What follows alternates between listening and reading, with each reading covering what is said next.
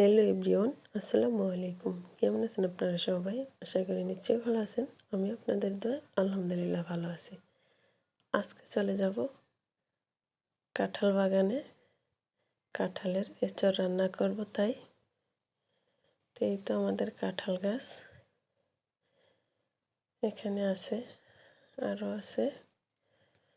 তো কাঁঠাল দিয়ে আজকে মুরগির মাংস রান্না করব। তো এই তো এখানে দুটি আছে, এখান থেকে একটি নিয়ে নিয়েছি।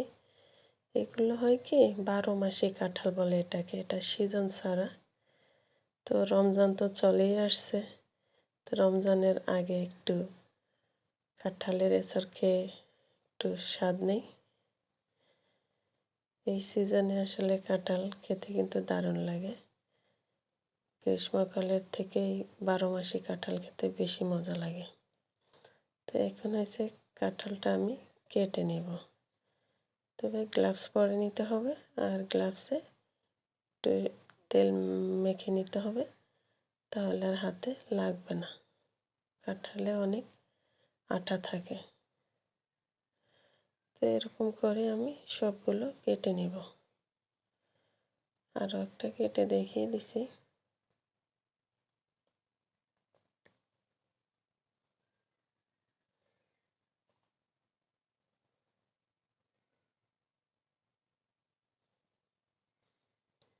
অনেকে তো অনেকভাবেই কাঁঠালের এঁচড় খেয়েছেন, নিরামিষ বা যে যেরকম খেয়েছেন, এরকম একটু খেয়ে দেখবেন, এর স্বাদ কিন্তু অসাধারণ।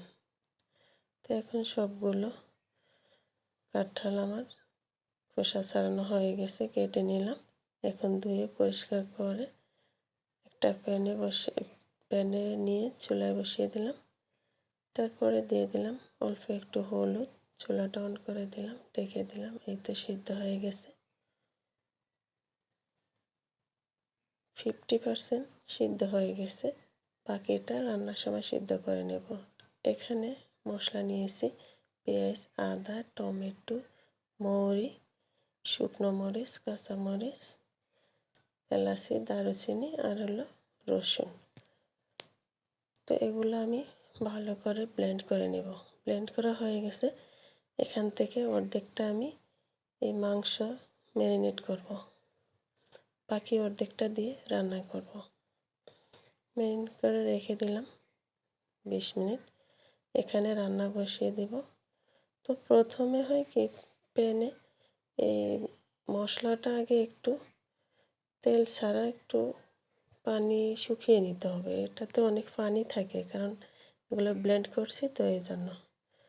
তারপরে তেল দিয়ে ভেজে নেব। এদিকে হয়েছে একটা আলু নিয়েছি, এগুলো হলুদ আর লবণ মেখে ভেজে নেব। তো ভেজে নেওয়া হয়ে গেছে। এখানে আমি মাংসটা ম্যারিনেট করে রেখেছি, সেটা আমি মশলা কষানোর ভিতরে দিয়ে দিলাম। তারপরে হলুদ, মরিচ, লবণ সবগুলো দিয়ে তারপরে কষিয়ে নেব।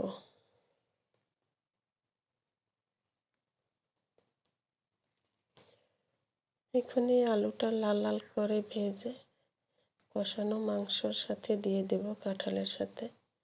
এই তো কাঁঠালটা দিয়ে দিই আগে, তারপরে দিয়ে দেব আলুগুলো। কাঁঠালটা আমি ভাজি নেই, আলুটা ভেজেছি।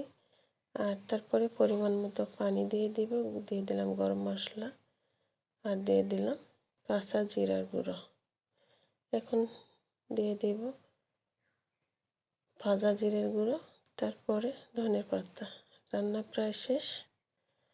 তো এখন নামিয়ে আপনাদেরকে পরিবেশন করে দেখাই। তো আজ এই পর্যন্তই।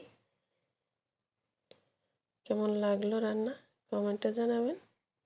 সবাই ভালো থাকবেন, সুস্থ থাকবেন, নিরাপদে থাকবেন। আল্লাহ হাফেজ।